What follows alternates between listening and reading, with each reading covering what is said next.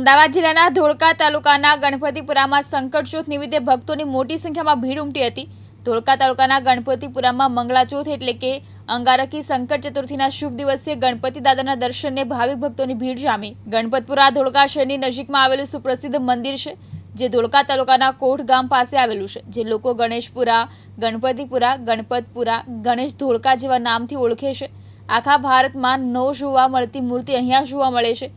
આ મૂર્તિની ખાસિયત એ છે કે દરેક જગ્યાએ ગણપતિની સૂંઢ ડાબી બાજુ વળેલી હોય છે, જ્યારે આ મૂર્તિની સૂંઢ જમણી બાજુ વળેલી છે।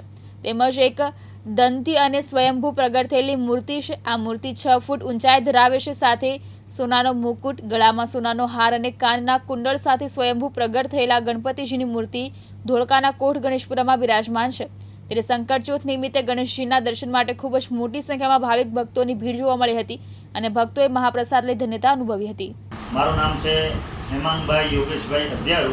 હું અહીંયા ગણેશપુરામાં એક બ્રાહ્મણ તરીકે યજ્ઞ કરાવડાવું છું। અહીંયા હજારોની સંખ્યામાં શ્રદ્ધાળુઓ આમ તો રોજ આવે છે, પણ જ્યારે સંકટ ચતુર્થી હોય, વિનાયક ચતુર્થી હોય, ત્યારે લાખોની સંખ્યામાં અહીંયા શ્રદ્ધાળુઓ પધારે છે।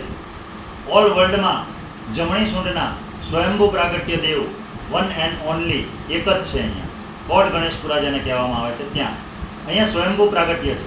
અહીંયા કોઈએ પ્રતિષ્ઠા કરી નથી, કોઈ મૂર્તિ કોઈ કલાકારને બનાવવા માટે આપી નથી, જમીનમાંથી પ્રગટ થયા છે।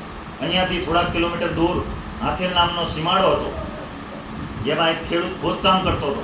ખોદતા ખોદતા તેને કંઈક અથડાણું, એટલે એને સ્વાભાવિક રીતે એમ થયું કે કંઈક ખજાનો મળી ગયો, એ ઝડપથી ખોદવા માંડ્યો।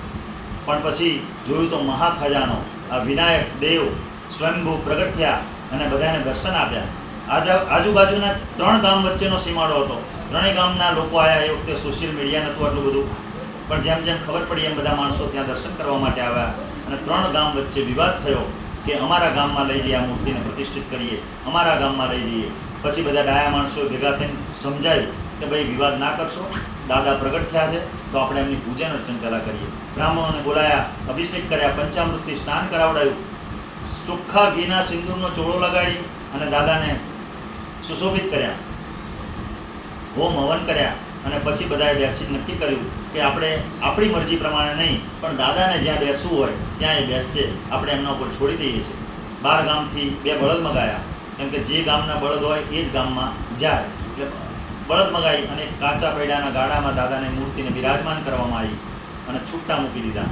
અને બધાએ નક્કી કર્યું હતું કે જ્યાં આ ગાડું ઊભું રહે ત્યાં આપણે પ્રતિષ્ઠા કરીશું। પણ ચમત્કાર એવો બન્યો કે ત્યાંથી ચાલતા ચાલતા કાચા રસ્તા, કાચા પૈડાના ગાડામાં બેસીને દાદા અહીંયા આવ્યા અને અહીંયા એકદમ જ આ મૂર્તિ ઉગમણા મુખની બિરાજમાન થઈ ગઈ। આ જ રીતે જે અત્યારે છે એ જ પ્રમાણે, નહીં આડી, નહીં ઊભી, નહીં ત્રાસી, એ જ પ્રમાણે બિરાજમાન થઈ ગઈ અને બધાએ નક્કી કર્યું કે દાદાની જય હો અને દાદા અહીંયા જ બિરાજમાન થશે।